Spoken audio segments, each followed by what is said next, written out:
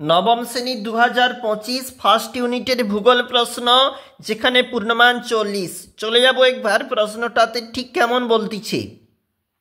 সঠিক উত্তর বেছে নিয়ে লেখো 1 গুণ 7। পৃথিবীকে জলে ভাসমান চাকতি কে বলেছেন? থালেস বলেছেন। সৌরজগতের সবচেয়ে ভারী গ্রহ কোনটি? বৃহস্পতি।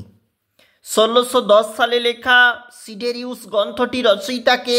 গ্যালিলিও। একটি শতবর্ষের অধিবর্ষ 2400।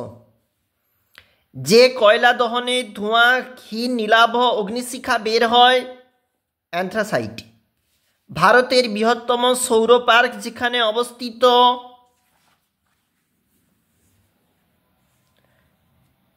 চারঙ্কা। ওএনজিসি সদর দপ্তর কোথায় অবস্থিত? নিউ দিল্লিতে। শুদ্ধ অশুদ্ধ 1 গুণ 8। বুধ একটি পার্থিব গ্রহ? অশুদ্ধ। পৃথিবীর নিরক্ষীয় পরিধি 12,757 কিলোমিটার? অশুদ্ধ। 1973 সালে জিপিএস চালু হয়েছিল? শুদ্ধ। পৃথিবীর কক্ষতলের উপর নিরক্ষীয় তল 23 ডিগ্রি 30 মিনিট কোণে হেলে থাকে? অশুদ্ধ। শূন্যস্থান পূরণ করো। শুধু পৃথিবী কেন, সূর্যও নিজের অক্ষের উপর ঘোরে বলেছিলেন কে? গ্যালিলিও। পৃথিবীর সব জায়গায় বিষুব হয় বছরে 2 দিন। সৌরজগতে শুক্র গ্রহের আবর্তনকাল 243 দিন প্রায় পৃথিবীর সাপেক্ষে। নরওয়েতে নিশিত সূর্য দেখা যায়, তখন সেখানে শীত ঋতু বিরাজমান। 2-1টি শব্দে উত্তর দাও, 2-1টি শব্দে উত্তর দাও, যে কোনো দুটি বলেছে। দেখো কি বলেছে। ভারতে প্রথম পারমাণবিক বিদ্যুৎ কেন্দ্র গড়ে উঠেছে মহারাষ্ট্রের তারাপুরী। কোন নদীর উপর তেহরি জলবিদ্যুৎ কেন্দ্র গড়ে উঠেছে? ভাগীরথীর উপর। ভারতের তৃতীয় বৃহত্তম তৈল শোধনাগার কোন শহরে? মুম্বাই শহরে। সাদা কয়লা কাকে বলে? জলবিদ্যুৎকে বলে। তারপর দেখো 2 গুণ 3। এখানে 2 নাম্বার করে। পৃথিবীর সদৃশ্য বলতে কি বোঝো? জিপিএস ব্যবস্থার গুরুত্ব লেখো।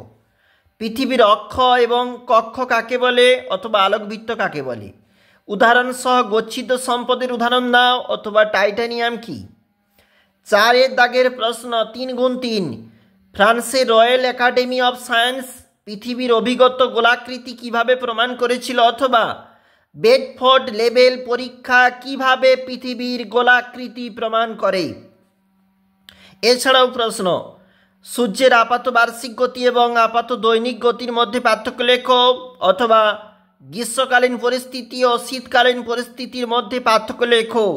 পুনর্ভব সম্পদ ও অপুনর্ভব সম্পদের ব্যবহার, অসুবিধার গুরুত্ব লেখো ভিভিআই পরীক্ষার জন্য।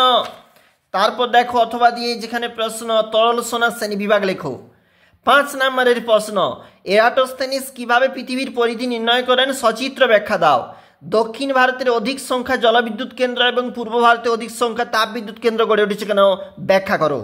এছাড়াও গুরুত্বপূর্ণ 5 মার্কে দেখো এখানে 1 নাম্বার করে তৈল শোধনাগার, লিগনাইট খনি, আকরিক লোহার খনি, তাপবিদ্যুৎ উৎপাদন কেন্দ্র, জলবিদ্যুৎ উৎপাদন কেন্দ্র ভিভিআই পরীক্ষার জন্য। ভারতের এই প্রশ্নপত্র কিন্তু অবশ্যই গুরুত্বপূর্ণ। আমরা দেখছিলাম নবম শ্রেণী ভূগোলের প্রশ্ন।